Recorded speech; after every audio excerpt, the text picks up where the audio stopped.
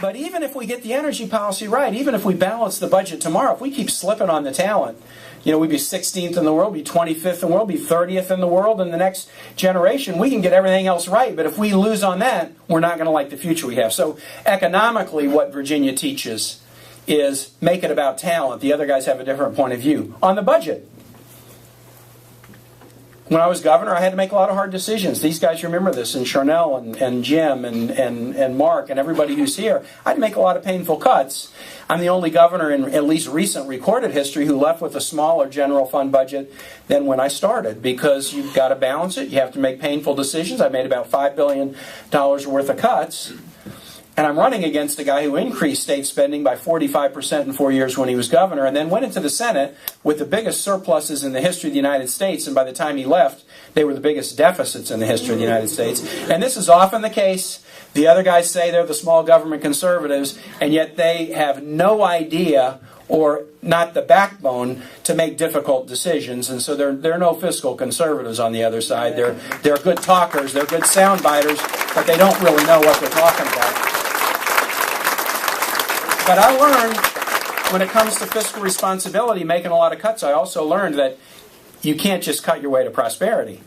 I mean, you can make cuts, but you better be finding investments along the way if you want to grow the economy. So we were making investments in pre-K. We did the biggest expansion of the higher ed system in the history of the Commonwealth in 2008. We did meaningful projects like Rail to Dulles and other things where we're making infrastructure investments. In the context of cuts, we were still making investments and planting seeds that we wanted to grow 5 or 10 or 15 years down the road to keep the economy strong. I'm running against a guy, actually both of my opponents on the Republican side, who believe that the only thing to do with respect to budgets is cut.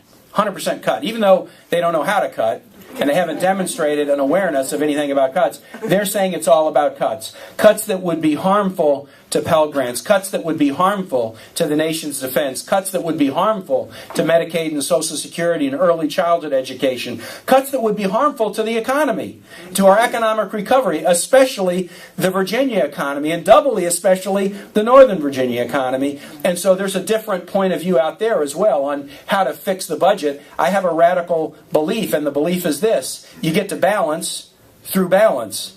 You don't get to balance through imbalance, through the Grover Norquist Pledge of Allegiance or all kinds of other crazy things. You can't get to balance that way. You got to get to balance through balance. And finally, the last issue, and then I'll hand it back to Corinne, that is a real different point of difference between us, and Mark and Brian have both hinted at this already, is that, are we going to be about common ground, or are we going to be about more division? If you ask Virginians what needs to be fixed in Washington right now, before they talk about taxes, before they talk about spending, before they talk about regulation, before they even talk about jobs, what they will say is, well, you got to have people who can work together. Because say we hatch the perfect strategy here today for fixing every one of the nation's problems, but everyone in the Capitol wants to go into their own corners and not work together. Who cares if the idea is good? We got to find people who know how to work together. I was the mayor of a city, very diverse city in Richmond. I was a governor, 2 Republican houses my first 2 years, 1 each the second 2. And we've been able to be successful. And I'd like to say that the state was the best managed state and the best state for business and the best state to raise a child because of Tim Kaine, but I couldn't honestly say that. What I can say is that we were the best in all those things because we did know how to work together. Now, my Republican legislative houses, that's not to say we always agreed. In fact, we often disagreed. Often disagreed. But I learned something, both as a mayor and as a governor, that if you disagree today, don't poison the relationship, so you can find a way to agree tomorrow. So if we didn't agree on transportation funding today, we would agree on expanding the higher ed system tomorrow. If we didn't agree on nonpartisan redistricting tomorrow, then we would agree to ban smoking in restaurants and bars the next day. And we would work together to do that. And so what I bring, what all of these Democrats bring, is we're proud of who we are. We're proud of our party. We don't shy away from it. I'm proud of this president. I'm going to campaign as a supporter of this president and do that every day. That's one of the reasons I'm running. But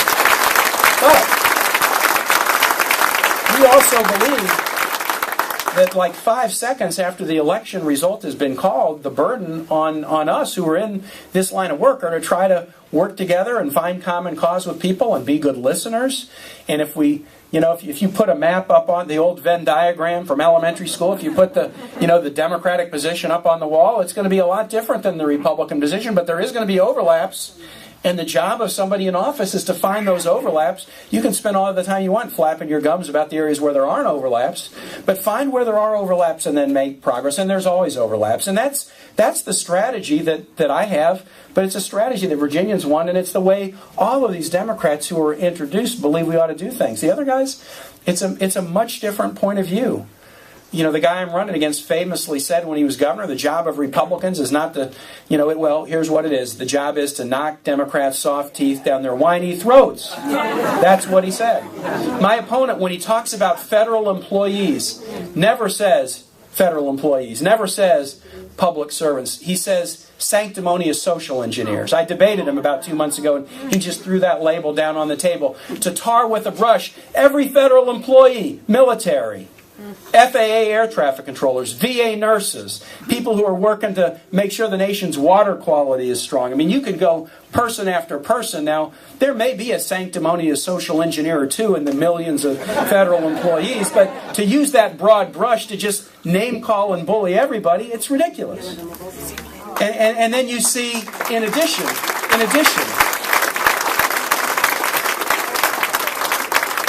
promoting something like a personhood amendment at the federal level, which would potentially jeopardize the legality of contraception. That's not about bringing people together. No, that's about treating people differently and being hostile and pushing people apart. This whole ultrasound thing, even though that ultrasound bill has now been amended so that it is not the internal invasive procedure, it is still an invasive and unnecessary and insulting provision.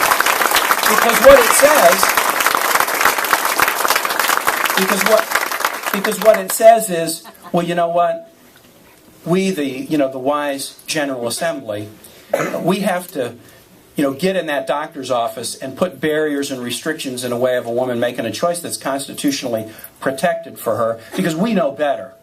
We know better than women do, and it's just the kind of thing that makes your skin crawl when you think about these people who don't have any additional qualifications beyond anyone in this room thinking that they have a right to make that kind of a decision. It's not about bringing people together, it's about dividing people. And so, look, we've got a different strategy on how to fix the economy. We're about talent and lifting everybody up. We got a different strategy on how to make things balance, and we believe balance comes from balance, and you got to make tough cuts, but you have to make investments too. And finally, in this room, in this party, and look around and you'll see why we believe this. We really do believe it's about common ground. That's the great thing about being Democrats. I was the National Democratic Party chair, and it was a gray hair inducing job, I got to tell you. I mean, a lot of nights away from home and a lot of traveling and a lot of challenges.